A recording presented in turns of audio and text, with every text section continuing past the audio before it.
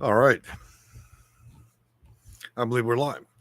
So, guys, it's been a while since we've been on live. It's been a very, very busy year already. So, there are going to be some changes I want to update everybody on, whether you're already a client or not. But before I do, let me get into introductions. My name is Jay. I'm the owner of Section8Consulting.com. And for a number of years, 22 years, we've been helping those that need vouchers and assistance with other complicated issues and helping clients navigate the system. So the first change that we're looking at is we tried doing calls and everything on weekends. We used to be Monday, Tuesday, Wednesday were the office hours, and the other couple of days I would work quietly with our staff, and we would do casework. Then we switched to weekends and Monday, and it failed miserably. Okay, I've tried this for a month. I thought that people would enjoy being able to call the business on the weekend. Apparently not. So, as of this coming Monday, we'll be reverting to the old business hours once again. So it'll be Mondays, Tuesdays, and Wednesdays. That'll be when you can book appointments. Clearly you can book them anytime, but it'll be Monday, Tuesdays, and Wednesdays. And for you to call in, if you're already a client, then it will be in the afternoons, clearly, Monday, Tuesdays, and Wednesdays rather than weekends. So that change will be effective starting Monday. Beyond that, I'm going to give you some other quick updates. Now, most of you know me just as a consultant and the owner of Section8Consulting.com. Many of you that have been around a minute know that we rescue cats and so on. So I'm going to give a quick update for that. This week has been a very difficult one. Out of a litter of 4 kittens, we had one pass away, which I had to bury, which was a very one of the most difficult things that any person should ever have to do, outside of putting your own children in the grave. Okay, and beyond that, the other 3 are on medications and have rather serious problems. But I think that we can give them a partial life. In the midst of all those activities, I tried to trap one of my very trusted cats, put him in a cage to go down and be fixed. And I was bitten around 16 times before my worker could get her off my arm. And I've got a rather serious infection in the left hand, which is why I've been back and forth to ERs 3 different times, hoping to not lose my fingers. So that's life. I accepted that risk, of course, by saving and rescuing cats. Although my line of work seems more in line with working with people to save them from homelessness and housing. So I wanted that for those of you that are pet lovers. If not, then So again, we're going to be doing that. Also, we're going to be accepting credit cards and debit cards again for casework. Now, as most of you know, it's not cheap, but it's not ultimate in cost. Okay. For many years, over a decade, it's been $6.95, which amounts to about $50 a week. Is really what you're paying to work with our company to help you get a voucher and other issues. People have really fought us on that about mailing payments in and money orders and Zelly and all that. For those that pay by check, money order, and Zelly, it'll be $5.95. For those of you that are using debit cards and credit cards, it's going to be $6.95. The costs are simply too great to our company.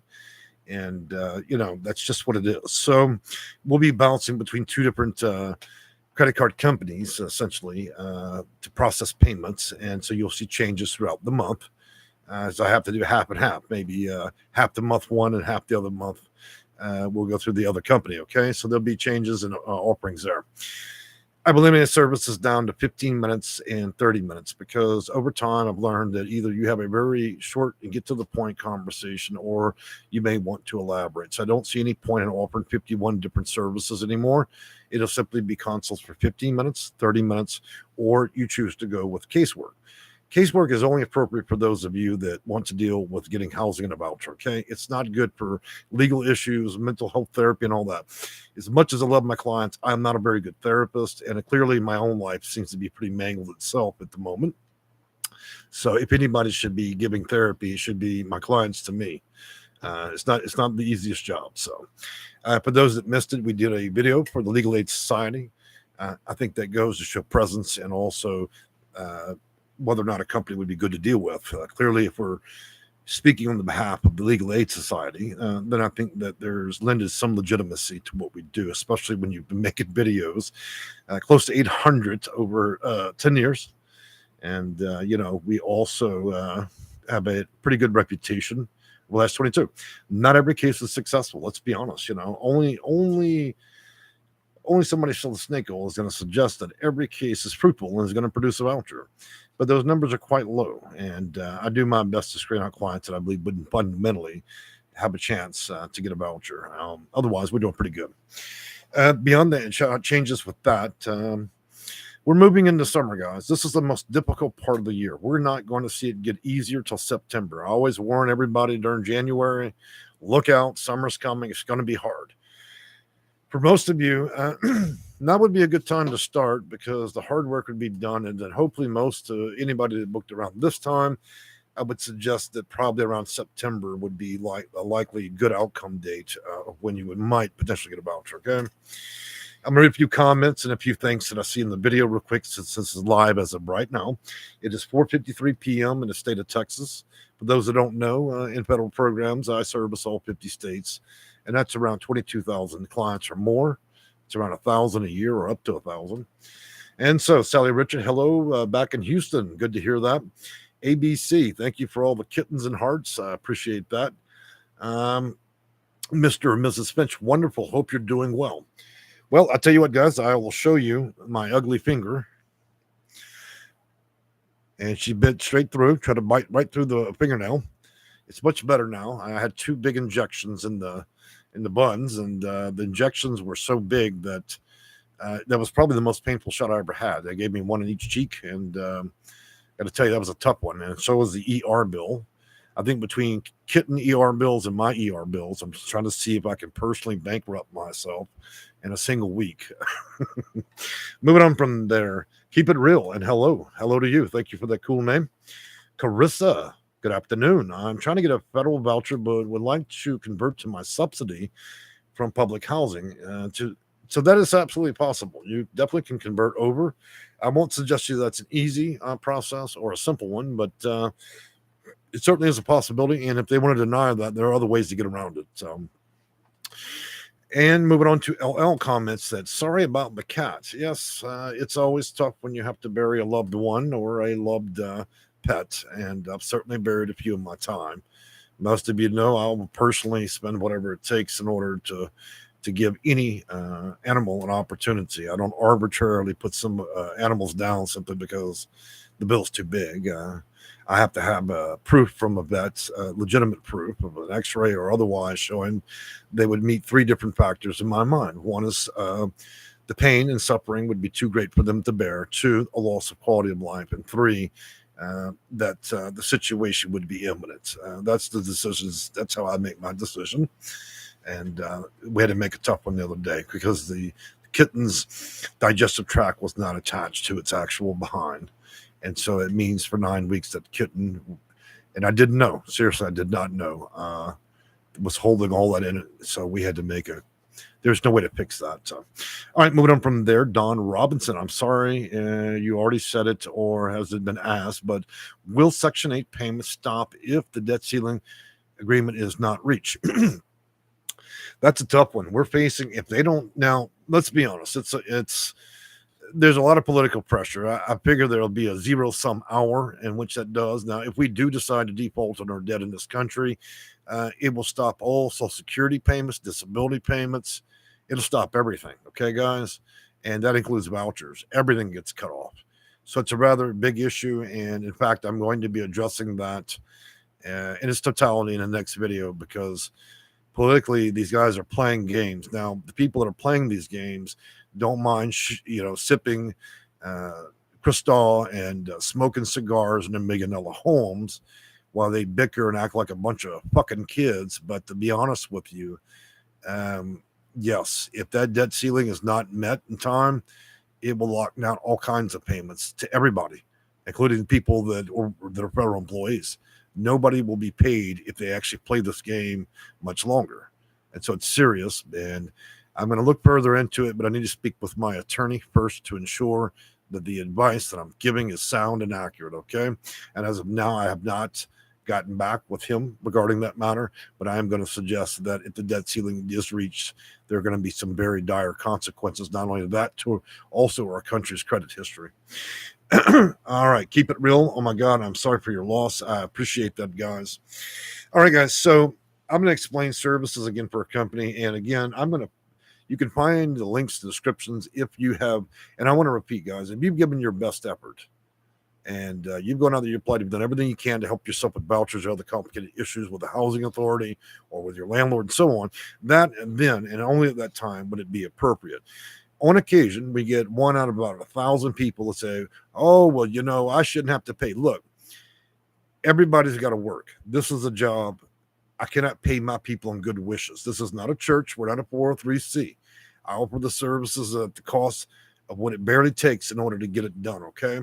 If the expectation is that you're going to be able to get food stamps, welfare, free services, call 211 for free, you want an Obama phone, you want everything free, then you probably need to have your mental health checked. Otherwise, in the real world, we all have bills to pay and services cost money. You do not have to book with our company or any other company.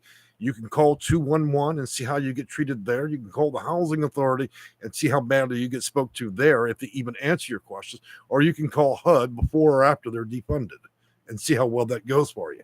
This is a service only for people that have given all greatest efforts, and their combined wisdom or knowledge has not been able to achieve anything or is not going to achieve anything for them in the next 8 to 15 years. If you believe you could benefit from the service, then reach out to our company. I'm not here to shake the loose change out of anybody's purse, okay? Let's just be honest. And after all the people I deal with, I shouldn't have to explain myself. Okay? If I was going to operate this for free, then I would do consulting under the bridge. I'd take a shower once a month. I'd have a whiskey bottle with me, and I'd be under the bridge, and then I can provide services for free. Okay? So that's keeping it real. Beyond that, again, there are free services out there. We made 800 videos. All that's the time and money. You think that YouTube pays me great money for this stuff? And the average check a month out of YouTube, it's about $800. If I'm lucky, 800 videos, thousands of hours of my time trying to teach. That doesn't cost you a nickel. Okay. So I think that in the farther realm of things, the services are appropriate only if you need them, okay? Beyond that, there are some great concerns about the debt ceiling, and there are greater concerns also when we have another election because, we're not just facing debt ceilings at the federal level. We're also facing different elections where this could be defunded to a certain degree. In other words, they back off the funding and it gets harder and harder. None of these things have happened. And to be honest with you, Congress and the rest of them, they always like to run the timeline down to the last minute, and then they come up with some wondrous agreement. It's seriously doubtful we're going to give up our AAA rating in this country over a bunch of bickering politicians, okay? So I don't really think that's going to happen. If it does, that would be stunning. And at that point, I would actually be concerned about this country if we reach the point where we're going to stop paying our federal employees and defund everything and just shut down the whole country, because that's what it is. And so if we can survive things like Hurricane Katrina, 9/11, the pandemic, then why wouldn't we be able to meet this obligation? It's simple. Politicians like to sit here and hold everybody over the bridge till the last minute to stroke of midnight. And this is the games they play up there. This is exactly why I don't vote for any of them, because, my reality is I own my home on my yard. I control that. I really don't care what they do in the White House. I don't care what they do in Congress. As long as they don't come on my property and tell me to run my life, I don't give a damn. Now, clearly, there are benefits to either side. Sadly, we tend to be most of us that are living ordinary people tend to be more victims of what they do than anything. But, I'm not here to be a political analyst.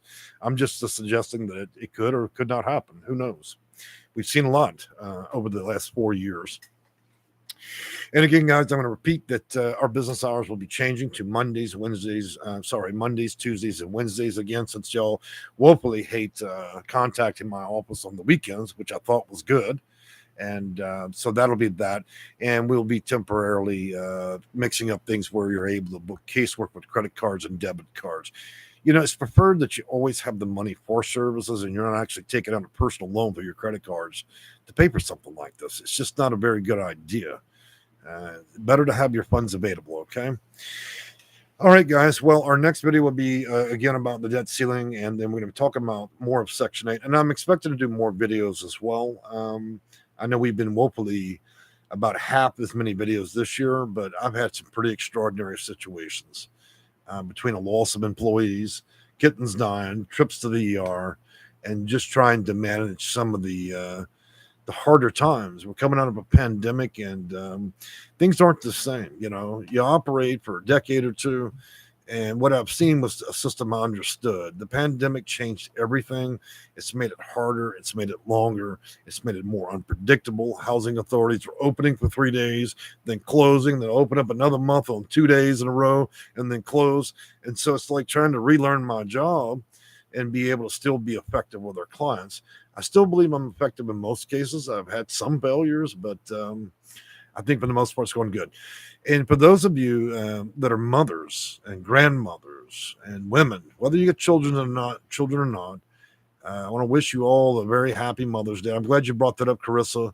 Happy Mother's Day to you ladies out there. You should be proud of yourself.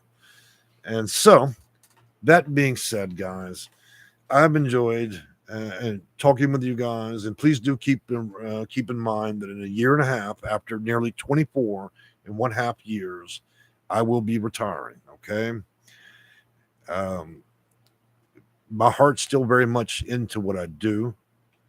It never did make me independently wealthy, but it made me understood people in a way that I never thought I could. I've cried with many of my clients. I've stayed up late at night and worried about many. We've shared a lot of details and other issues along the road. There's been a lot of cases, many of which have been heartbreaking. Some of our clients ultimately are no longer with us on earth. They made some decisions on their own. And so it's been a long road. And as I get older, it gets harder to hear these stories on the phone and work with clients because we're not just clocking in to do a job. This job is a lot about being able to translate emotionally to your client, to understand their fears, their hurts, and their concerns. It's not just about getting vouchers or fixing problems. It's about dealing with seniors that are sleeping in the car and about to burn up. It's about disabled people rotting away in homeless shelters and trying to save these people and drag them out of these situations. And so, unless you don't have a moral or ethical center anywhere in you, then my job takes a heavy toll. And it's a smaller price to pay against what my clients, many of them, are going through. Some recent examples in the last 2 years: a married family put out their home with 12 children in tents in the woods. A case of an 81-year-old woman burning up in a car, begging to get out of there.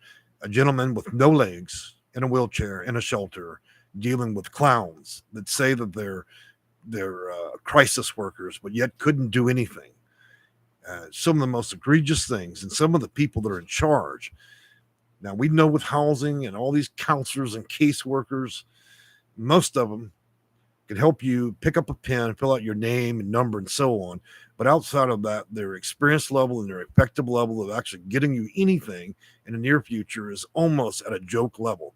You would have been better off hiring a children's party clown to literally help you get through the process. If anybody doesn't believe that, give your local housing authority a call and see just how well. See if they're going to do prayer circles and come to your house and worry about you. Go down to the shelter and see whether that caseworker has an IQ greater than 60 and whether or not they actually get anything done.